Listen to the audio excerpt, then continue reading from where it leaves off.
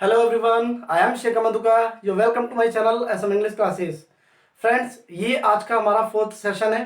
3 sessions हमने complete किए idioms के। उम्मीद करता हूँ ये सेशंस आपको पसंद आ रहे होंगे।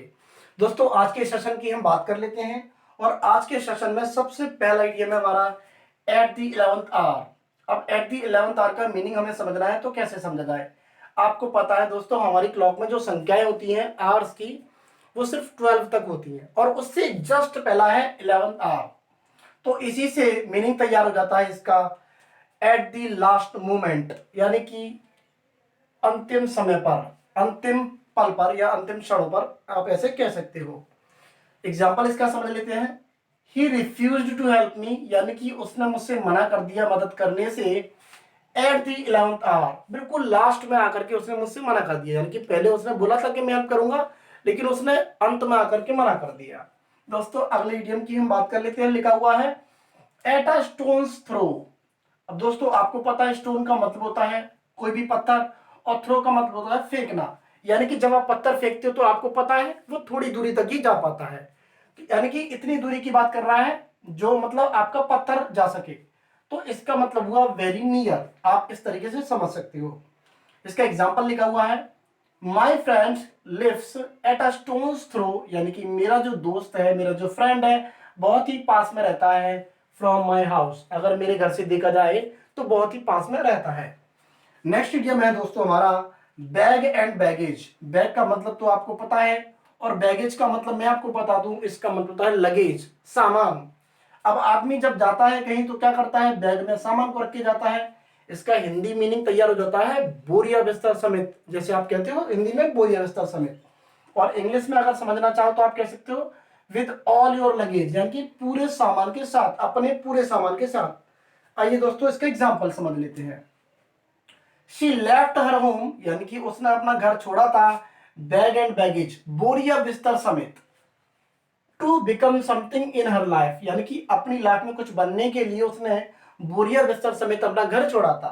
एक बात और मैं बता देता हूं, बैग एंड बैगेज से आपको पहले कभी विद नहीं लगाना, जो कि एरर में आता है, इसलिए मैं आपको बता देता हूं, कभी आपको विद नहीं लिखना है। आपको सिंपली लिखना है she left her home bag and baggage, direct लिख देना है। दोस्तों, आइए अगले इडियम की हम बात कर लेते हैं। लिखा हुआ है चाइल्ड्स प्ले। अब चाइल्ड का मतलब हुआ बच्चा और प्ले का मतलब खेलना। अब क्योंकि चाइल्ड पे हमने एपिस्ट्रोफी एस का यूज किया है तो ये पजेसिव बना, और आपको पता है पजेसिव के बाद में हम हमेशा नाउन को लिखने का काम करते हैं। तो प्ले यहाँ पर वर्ब नहीं है, प्ले का मतलब यहाँ पे, प्ले का मतलब नाउन से है। तो चाइल्ड्स प्ले का मतलब हुआ बच्चों जैसा खेल, या बच्चे जैसा खेल जैसे बोलते हैं, ये कोई बच्चों की बात नहीं है। तो वेरी इजी को हम कहते हैं चाइल्ड्स प्ले। आइए दोस्तों, एग्जाम्पल के जरिए समझ लेते हैं इस बातचीत को। अगर मैं कहूं गेटिंग अ गवर्नमेंट जॉब, शाबाश, is not a child's play these days, यानी कि गवर्नमेंट जॉब प्राप्त कर लेना कोई बच्चों का खेल नहीं है आजकल। आइए दोस्तों, हम नेक्स्ट इडियम की बात कर लेते हैं। लिखा हुआ है bull in a china shop. China shop जैसे मैंने कहा तो आपको कुछ समझ में आया होगा।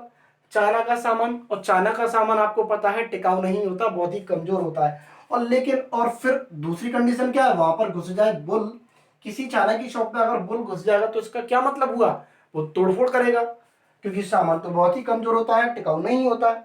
तो इसका मतलब तैयार हो जाता है a person who damages the things, यानी कि अब bull in a china shop हम ऐसे व्यक्ति को कहते हैं जो हमेशा तोड़फोड़ करता रहता है।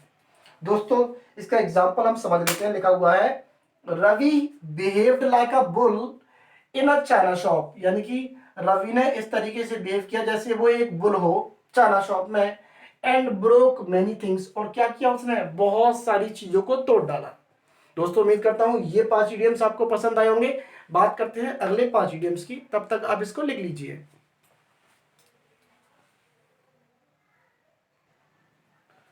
फ्रेंड्स, तो चलिए अगली इडियम की हम बात कर लेते हैं। लिखा हुआ है अ फेयर वेदर फ्रेंड। काफी अच्छा इडियम है दोस्तों, a fair weather friend. Fair का मतलब होता है अच्छा या सही, वेदर का मतलब मौसम, और फ्रेंड का मतलब तो आप जानते हो।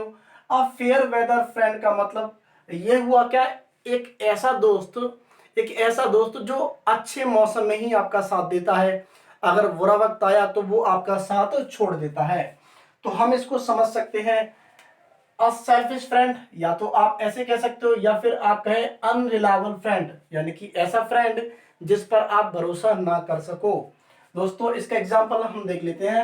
अ फेयर वेदर फ्रेंड यानी कि एक ऐसा दोस्त जो मौसम में साथ देता है, सिर्फ यानी कि सही मौसम होता है तभी आपके साथ होता है। A fair weather friend never helps you in need, जरूरत में वो कभी आपका साथ नहीं देता। आइए दोस्तों नेक्स्ट इडियम की हम बात कर लेते हैं। लिखा हुआ है हिट बिलो द बेल्ट। दोस्तों इसको मैं समझाना चाहूंगा आपको।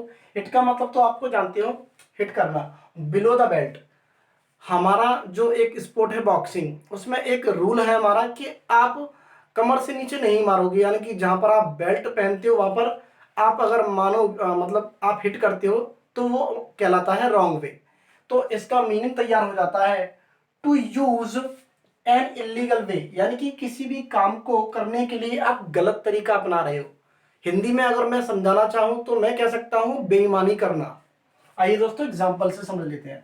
Australia hit below the belt, Australia ने बेईमानी की। आपको पता है इसकी सेकंड फॉर्म तो यही रहेगी, तो पास्ट का ये टेंस है, सेंटेंस है। Australia hit below the belt and one the match, Australia ने बेईमानी की और मैच को जीत लिया। वैसे मैं किसी कंट्री की यहाँ पर आलोचना करने के लिए नहीं हूँ, ये मेरे कोई इंटेंशन नहीं है, सिर्फ हमने एग्जाम्पल के तौर पे इसको समझाया। आइए दोस्तों अगली इडियम की हम बात कर लेते हैं। लिखा हुआ है होल्ड वंस टंग। अब होल्ड का मतलब तो आप जानते हो पकड़े रखना या फिर रोक लेना किसी चीज को, और वंस टंग यानी कि अपनी जुबा को काबू में रखने का मतलब हुआ टू कीप क्वाइट या टू कीप साइलेंट, यानी कि चुप रहना।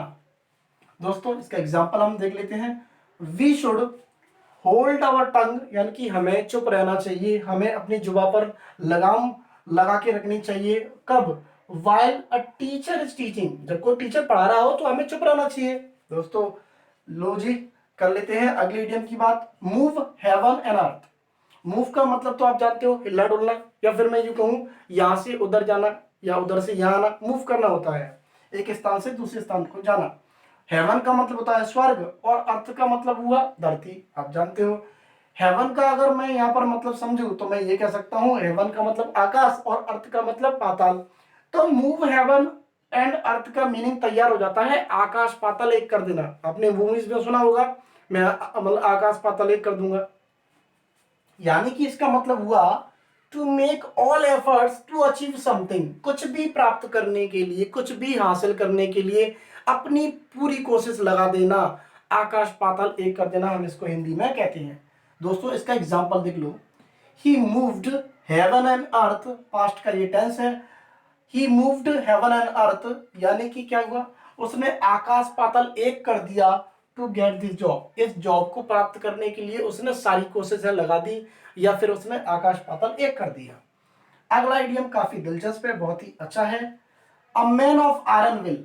अब विल का मतलब तो आप जानते हो किसी की इच्छा, आयरन का मतलब हुआ लोहा, लोहे जैसी इच्छा।